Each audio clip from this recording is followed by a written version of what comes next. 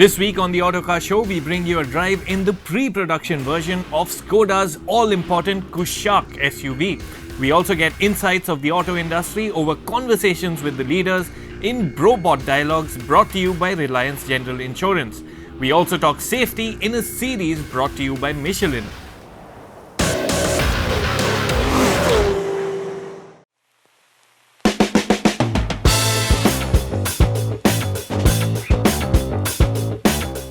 Earlier in 2020 at the Auto Expo, just before the entire world went completely crazy, Skoda in their 2.0 offensive showed us a concept car, the Vision IN. This is a car that they're making in India for India. Very recently, you heard it christened as the Kushaq, meaning Emperor. Today, I'm right here with the production-ready, prototype, not yet the entire production-ready version. So I can't really show you the car or tell you a lot about it, but there are little bits and pieces that I can share. So let me tell you what I know. Kushaq means emperor, and that is a sign as to what the brand wants the customer to perceive. We did see the concept in the flesh at the Auto Expo in early 2020, and it is based off the MQB platform that will be shared with the Volkswagen Tiguan as well. At this time, we cannot comment more on its production-ready looks or features, but we can talk of what powers the Kushaq. Well, the Kushaq is only going to come with petrol engines. It's going to have a 1 litre and a 1.5 litre, and you can get it with manual and auto transmissions. I've driven both of them, so let me tell you a little bit more about that. The engines will come mated to a 6-speed manual, 6-speed auto, or a 7-speed DSG. The 1 litre is pretty impressive, really doesn't let you feel its size. It feels quite strong, very easy to drive whether you're ambling around or whether you're picking up the pace. It's always got power ready to serve up to you. I drove the manual, which is really nice, a very sharp, nice, sporty feeling gearbox, short throw, positive feel to the gearbox as well. So that was really nice. With a lighter engine up front, the 1 litre is the one that offers the better steering feel and handling. But then it has the slightly firmer ride. The 1.5 is a little softer and more pliant, but it does have a fair amount of pitch. Overall, I felt that both cars could have done with a little more on-center feel on the steering. Between the two, I really preferred the setup on the 1 litre, which was nicer, it was sharper, good steering feel, handling, goes round the corners much better than you really expect it to, and overall it gives you a very confident feel from behind the steering wheel. On the performance front, here's what I thought of the 1.5 TSI engine with the 7-speed DSG. The 1.5 litre, first impressions of it was it's a bit short geared, so in manual mode you do run up the gears really fast, so you tend to hear it a bit at the top end. But the DSG gearbox, that is one of the best I have driven ever. And I do drive a 7-speed similar gearbox currently myself, but I have to say this one is really progressive, it's smooth, you don't feel the gear shifts. It delivers power really, really nicely, and using in auto mode really makes all your driving effortless, easy, and very, very smooth. And that's what I really liked about this gearbox. The Kushaq has a 2,651mm wheelbase, which puts it in the category of the Creta and the Seltos. We did get to sit in the back and see how much room it manages to open up. It is pretty spacious. Unfortunately, I don't have the visuals to show you because I'm not allowed to at this point, but I have tested that back seat and I can say that it has ample legroom even for tall people back there. While there is ample leg and headroom, it is a bit narrow, and the contouring on the seats makes it best for 2 people at the back. However, the central tunnel is quite flat, so there is legroom for the 3rd passenger. Skoda will be taking into consideration all the feedback, and the final production version will be improved, is what they've said. You can expect good pricing, with Skoda launching with 92% localization, which they aim to take up to 95%. This car has many strengths. It's also going to offer you a lot on the safety front. Skoda have said, and we're allowed to share that at this point, that ESC is going to be available on all variants, and you will get other safety features like 6 airbags, hill hold control, auto light and wipers, ISOFIX seats. So yes, Skoda are letting you know that safety is high on their list. Yes, Skoda are putting their best foot forward.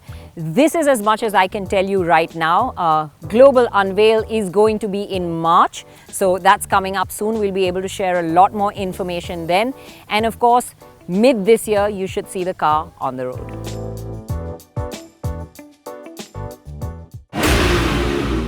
Up next, we get insights of the auto industry over conversations with the leaders in Brobot Dialogues, brought to you by Reliance General Insurance.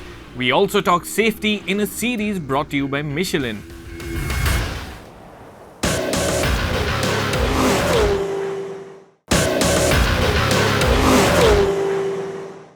Welcome to Brobot Dialogues, a series of discussions on the auto industry. And to kick off the inaugural panel, we will be discussing the revival of the auto industry in 2021. Can the recovery be sustained? When will we go back to pre-COVID levels? And has the consumer changed during the pandemic? To discuss all this and more, we have a very illustrious panel with us, which I would like to introduce. We have Rajiv Chhabra, the President and Managing Director of MG Motor India. We have Rajesh Jejurikar, Executive Director of Mahindra & Mahindra's automotive sector. We have Martin Schwenk, Managing Director and CEO of Mercedes-Benz India. And giving a perspective from the insurance side, very important these days, is Rakesh Jain, Executive Director and CEO of Reliance General Insurance. Thank you very much, gentlemen, for joining us. And, I just want to kick off on the whole recovery story. Now, of course, the recovery has taken not just India by surprise, but the entire world by surprise. And that's why there are so many shortages right now in the supply chain. So what I want to talk about is this demand for real, or is it slightly a bit of a false illusion given the huge supply disruptions we've had? Our view is clearly there is demand in the market. It's not something which is, just a build-up because of supply shortages. There is supply shortage in spite of the kind of growth numbers everybody's posting, right? So, it's not that demand is being inflated or exaggerated because of supply. And that would be so if actual growth numbers were not visible. There are, I think, some fundamental reasons why that is happening. And, few insights that we pick up as we talk to customers and dealers, just to share with everybody here. One is clearly people do want greater mobility, personal mobility options. The fear that people had at one time, that the whole personal mobility space is going to move to shared mobility. I think with the COVID, that's got completely revisited. Clearly, there is a need for personal mobility. The second, and this was an interesting comment one of our dealers actually shared with me, was he said, in the current context, there isn't that many avenues for consumers to spend their money. International holidays have stopped. Flying around the country has stopped. When you're socializing, example, buying clothes and so on. So where do you spend your money? And clearly the mindset then is the only real leisure you have is getting out for a drive in your car.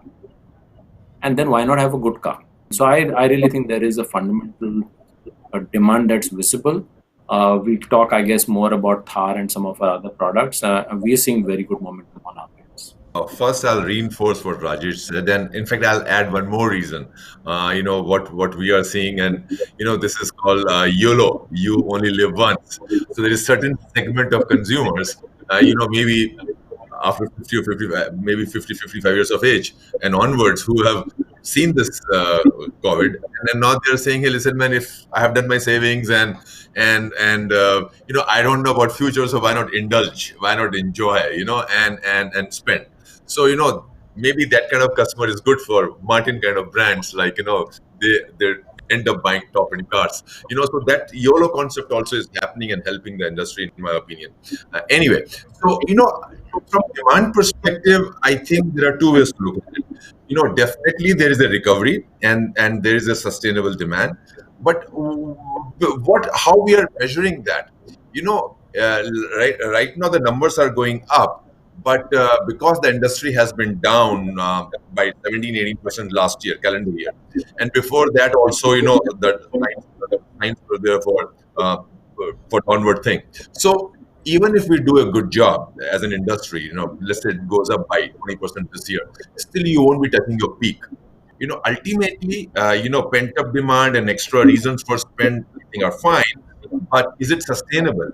So in the long run, definitely it comes back to GDP growth and certain fundamentals of the economy. Just go back 6 months ago, I think I would think nobody on this panel would have expected that we sit like this in this condition and we talk about a supply problem and not a demand issue.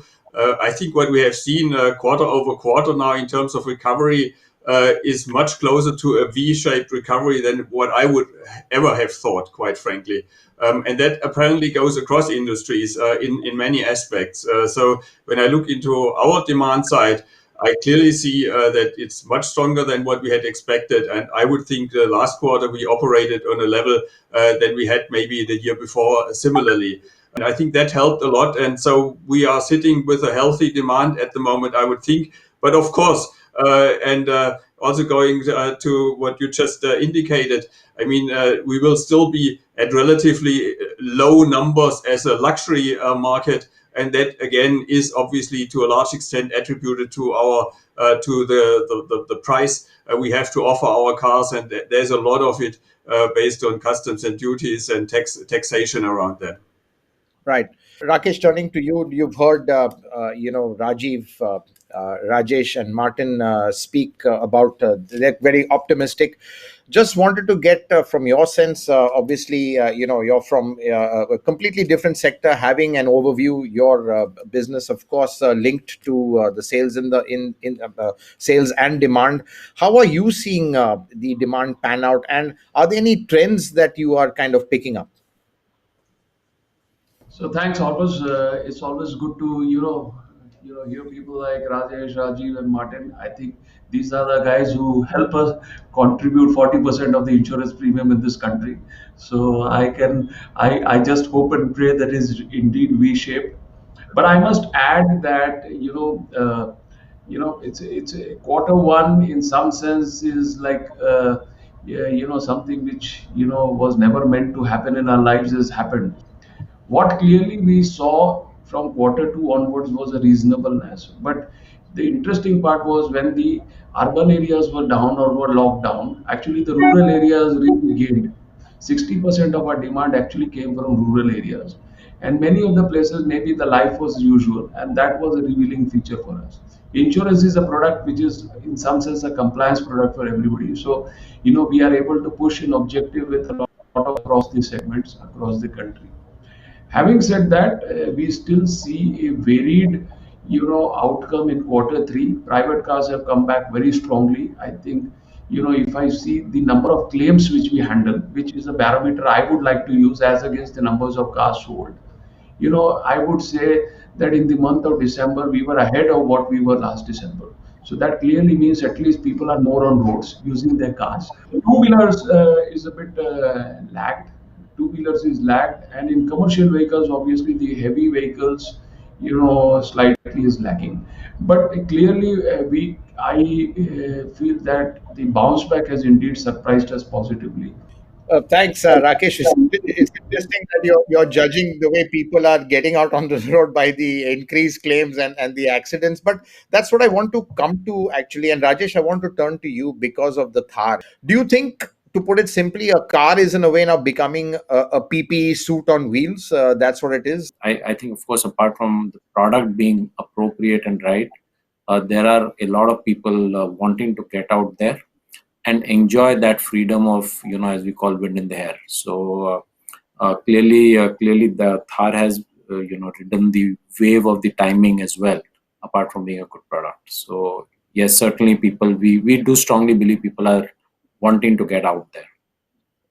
And Rajiv, turning to you, I mean, the Gloucester also came during this time, and I think you're giving a lot of ADAS features, which I think Rakesh should be happy about. Hopefully, it might help reduce claims, and clearly, are you seeing the way forward in terms of sort of the customer looking at wanting to go more outdoors and also wanting a little safety envelope around it?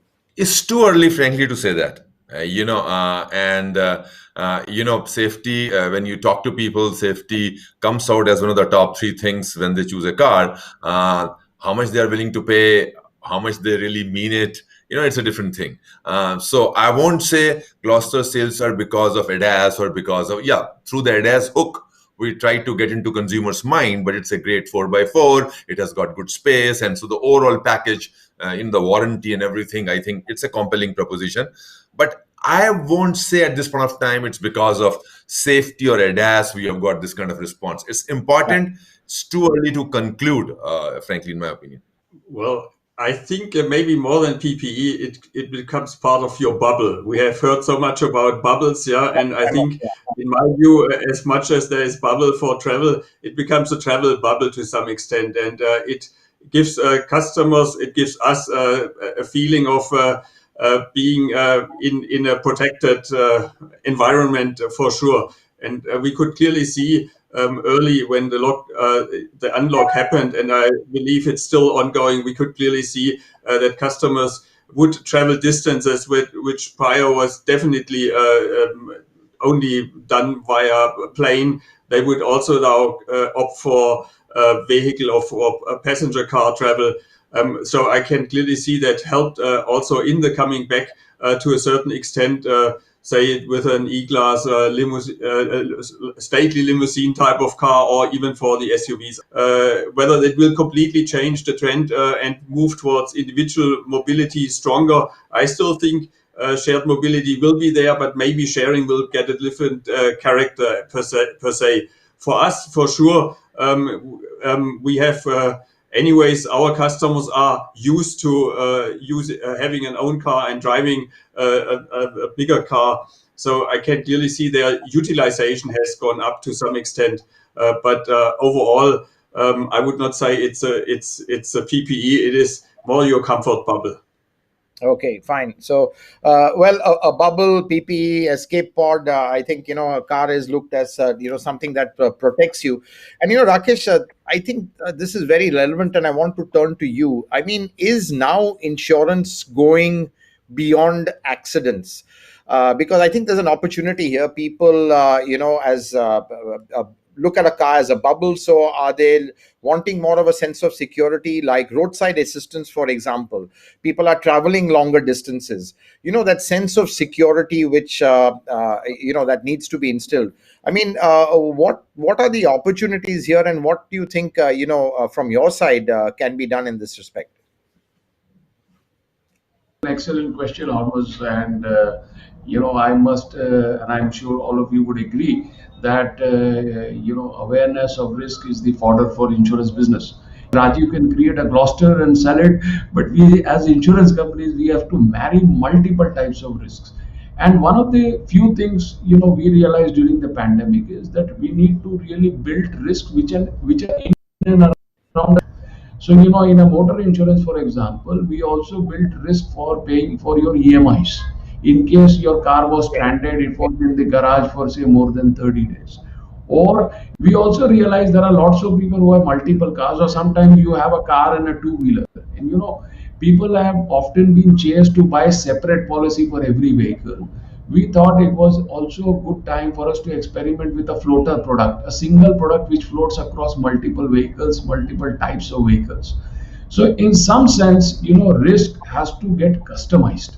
And if it is handled in a way a consumer understands, I guess the adoption will shoot up. And eventually a customer which is protected well ends up really handling many of his other things in an organized way, which benefits all the ecosystem and the people who are in this space. So I feel that insurance has matured to a great extent in this country. I think all across insurance is becoming a great support mechanism for the economic environment, and we as insurers could not have thought of a better time than to really propagate some of our products and business strategies. Well, thanks very much. And I think on that note of optimism, and I think on that note of hope, we'll end this session. Thanks each and every one of you for joining us. And let's hope 2021, well, it's definitely going to be a better year than 2020, but let's hope 2021 really is the year of hope, and that the world gets back on its feet fast. Thank you very much to each one of you. Thank you. Coming up after the break, we talk safety in a series brought to you by Michelin.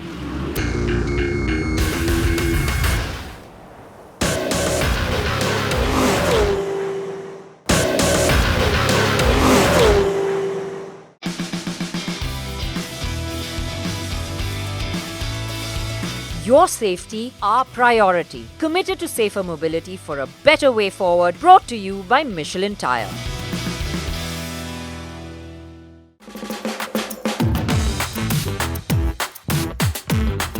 In the previous episode, we spoke about decoding the markings on a tire, helping you to choose better. So now that you know what all the numbers on your tire mean, it can help you in choosing the right set of tires for your car. It is important because there are so many factors that your tires take care of. Let's take a look.